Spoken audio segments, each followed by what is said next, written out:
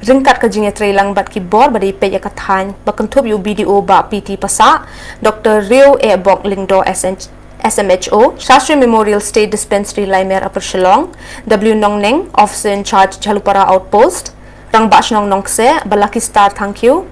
Kidukot ka COVID Committee, Jong Kashnong Nongse, but ki volunteer, kilapan long ka program ya mirjing mot halor ka tika yada COVID-19. Ibalawan ay jingkran hagan ni kasngi ilong Dr. E.L. Karmuti. Hagan ni kasngi, lawan ban ya shim bentari ki nongshong dukan hakitain kenton. Habakran hagan ni kasngi, nakalyang Dr. Karmuti ila ay shibun ki jing penshay ki bayadey, bat katika COVID-19, bat kintu yi baro, bakin namngit haki kubor hamsaya, henry ban shlur, bat ban ay katika, namar ka jingyab kamday hakikti jongi kibriyo. Nakalyang irang bash nong kanong seru ila kintu ban wanch kmat ban ayaw tika. Nakalyang ikong Quincy thank you, inong ilam jong ka group nuksa na rimpe. Ila ito ika jing shem jong ihi, bakumno ila yo ika nika jing pang henry, ila klan batru ila ong, bangi day ban klan haka jing mo jing perkatru, bangin nemting tan.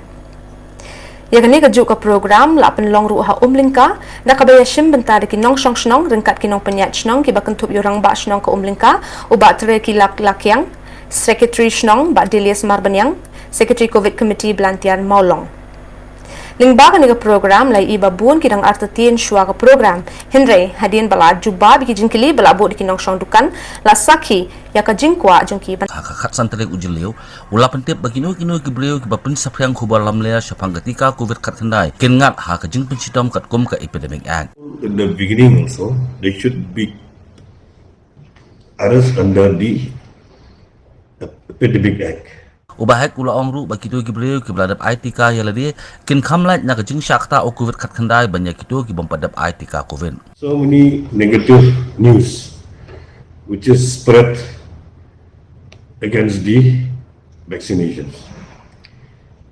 The government from the beginning only and the whole world, all the scientists, medical experts, everybody has telling to all the citizens to go to the vaccination center and get the vaccine. So that people always believe in the rumors, the negative news, negative publicity. But I'm telling now also, many people have realized this. Before we have seen in many places, people like, I'm not telling whether tribal, non-tribal, I'm talking about the whole citizens, particularly in the rural area, they are scared to get vaccine because of the so many negative publicity. So people they should see the world. Recently also if you see the European Cup, they will not entry into to see the match without taking the RT-PCR test report or the vaccination report. You will not allow into the stadium. So the whole world, they are a world like the advanced countries. Everybody they are telling that vaccination is the only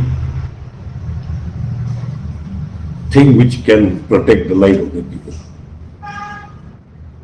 Only vaccine can protect. Dia ni ujuk nyang dayo apa dia ni dawai baro nge tieng ban ayo.